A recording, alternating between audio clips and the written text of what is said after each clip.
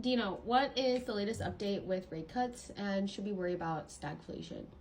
Um, Stagflation is something that just started. The discussion just started. You know what stagflation is, right? What is it? Stagflation is when you have declining or negative GDP, negative growth, and inflation is high. It's like Is a that a double whammy. recession, technically?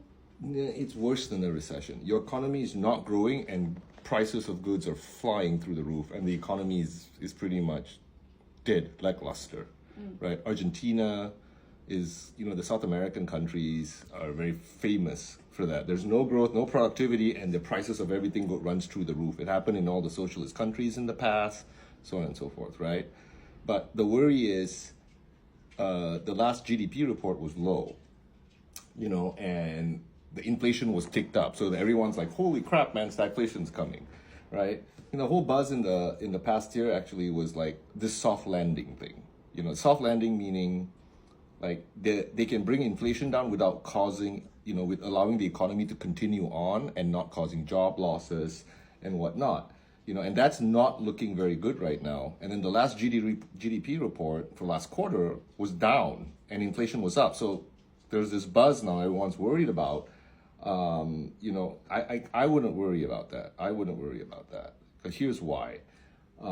If you look at the data in the last GDP report, although GDP was down, the devil's in the details, right? Why was GDP down? The economy in first quarter, although it was down, it was actually stronger than what it showed, in my opinion, based on looking at the data. Why was GDP down? Firstly, because imports were more than exports. And why is imports more than exports? Our US dollar is so high because our interest rates are high. Money's flocking here, right? So it causes the US dollar to go up. And what happens when the US dollar is high? It's cheaper for you to import, and it's more expensive for countries To buy for you your to stuff. export. Yeah. So when your imports are up and your exports are down because of the strong dollar, guess what happens? Right? Productivity is down, so it affects your GDP, right? That's number one. Number two, there's this inventory situation where a lot of companies didn't add to their inventories in Q1 because they had leftovers from the prior years. So they were, washing out all the inventory. So if you don't buy more products, you don't make more inventory, productivity is down. And the last reason is last year, 23, coming into 24, all that stimulus was done, Inflation Reduction Act, all that government spending. I don't want to say bullshit, but government spending. And it tapered off in Q1. So when the government spends, it creates activity in the economy, productivity. So the fiscal, policy was reduced. There's no new spending in Q1, so productivity is down. So that's why the GDP was lower.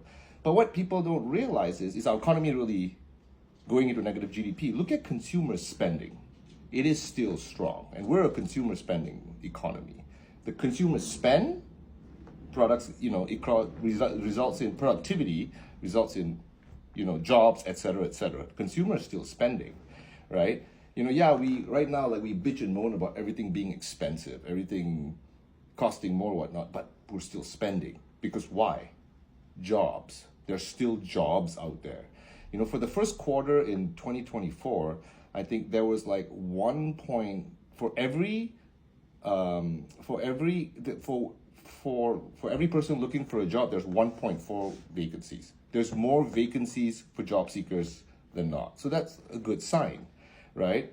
The problem with that doesn't help the Fed. The Fed wants to bring inflation down. It wants to bring cost of things down. But because there's such a strong job market, people are working, they have money, even though there's inflation, they keep spending. See the problem? It's happening right now, right? So the question really is like, how can like everything be so good? Like the economy, the job market's good, people are still spending money when the rates are so high. It's kind of obvious, right? There's still the environment, the rates are still not quite high enough to slow things down. Now, the problem really happens is if you look at the last 2 years, right? In 21, I think we created like $600,000 jobs. In 22, it fell down when the Fed started increasing rates. 22, it went down to like 400,000. And then, in 23, it's only like 225,000. So it's working what they're doing, but it's not working fast enough. So basically, the way I look at it is I wouldn't worry about stagflation. It's this soft landing thing. Is it going to happen? Because right now, I don't think the plane's still flying. It hasn't landed yet. We don't know whether it's going to crash or it's going to go slowly. And right now, the worry isn't stagflation. The worry is how that plane's going to land. Why? Because if the Fed keeps rates higher for longer, right, it can, it can start bringing job losses. Because if you look, consumer spending is still strong, right? Credit card delinquencies are up. That means, guess what? The consumer is getting pressured now. So the worry is, if the rates stay higher for longer, the consumer starts losing its ability to spend. That will result in what? Job losses.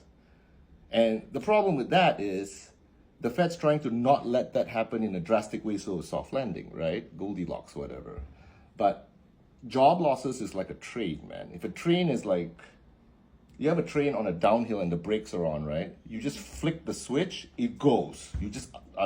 But to stop it, put the brakes on, it's going to skid. It's going to take forever to stop. So that's the worry.